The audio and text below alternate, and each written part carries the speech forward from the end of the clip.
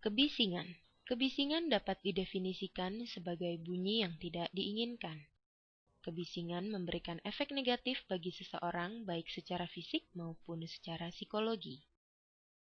Efek negatif pada fisik adalah berupa gangguan pendengaran, sedangkan efek negatif pada aspek psikologis diantaranya adalah munculnya perasaan terganggu dan frustasi. Hal yang menjadi pertimbangan utama dalam masalah kebisingan ini adalah masalah durasi terjadinya kebisingan tersebut, atau duration of noise exposure, dan intensitas kebisingan tersebut. Lebih jauh lagi mengenai dampak terhadap performansi kerja yang diakibatkan oleh kebisingan adalah sebagai berikut. Tingkat gangguan atau annoyance level. Efek gangguan atau distraction effect. Gangguan terhadap komunikasi. Efek produktivitas. Kebisingan merupakan gangguan karena kebisingan itu sendiri merupakan suara atau bunyi yang sebenarnya tidak diinginkan. Gangguan ini dapat menyebabkan perasaan kesal, tidak nyaman, ketidaksukaan, dan keluhan. Oleh sebab itu, penurunan tingkat kebisingan dapat menurunkan tingkat perasaan terganggu. Kebisingan secara tiba-tiba dapat mengejutkan dan tentu saja pada kondisi demikian, performansi akan memburuk. Kebisingan mempengaruhi penyampaian informasi secara audio.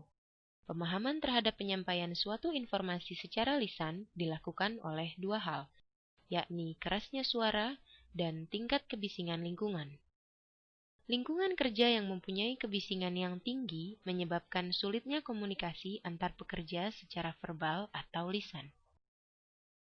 Beberapa penelitian yang telah dilakukan membuktikan bahwa kebisingan dapat menimbulkan kecelakaan dan penurunan akurasi kerja. Kecepatan kerja pada kondisi lingkungan kerja yang bising juga lebih rendah jika dibandingkan dengan lingkungan kerja tanpa kebisingan atau dengan kebisingan yang lebih rendah. Pengendalian kebisingan. Kebisingan dapat dikendalikan dengan cara teknis dan administratif. Pengendalian secara teknis dapat dilakukan dalam beberapa cara. Pengendalian pada sumber bunyi. Pengendalian pada media hantar bunyi. Pengendalian pada penerima bunyi. Pengendalian ini dilakukan pada sumber bunyi.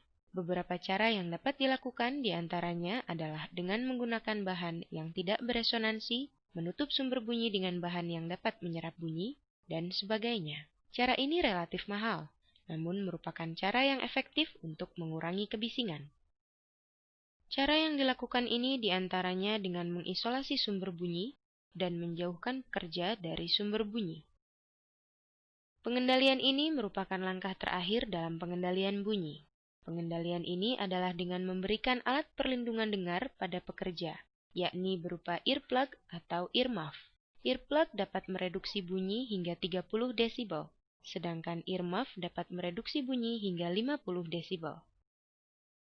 Pengendalian secara administratif diantaranya berupa menerapkan target maksimum kebisingan di tempat kerja selama 8 jam kerja adalah sebesar 85 desibel, melakukan tes audiometrik bagi pekerja setiap 2-3 tahun sekali, dan agar informasi secara audio dapat diberikan dengan baik, maka tingkatkan perbandingan informasi dan kebisingan. Getaran. Getaran dapat diartikan sebagai osilasi mekanis yang dapat juga dikatakan sebagai osilasi partikel secara tetap yang ditimbulkan oleh alat-alat atau peralatan kerja. Besarnya getaran ini ditentukan oleh intensitas dan frekuensi getarnya. Getaran berbeda dengan bunyi. Suara dihantarkan oleh udara, sedangkan getaran dihantarkan oleh benda. Getaran dapat menyebabkan bunyi.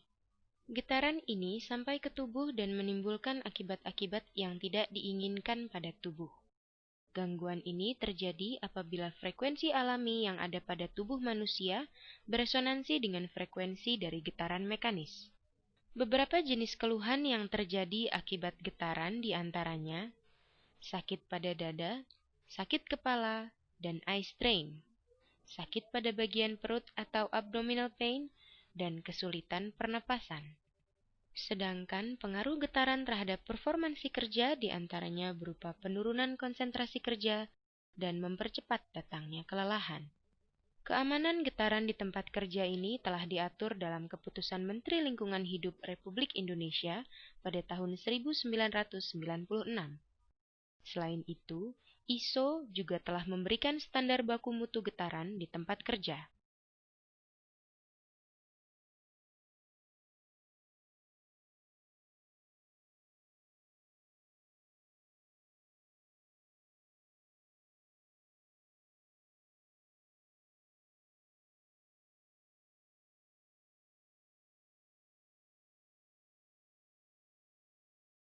Pengendalian getaran.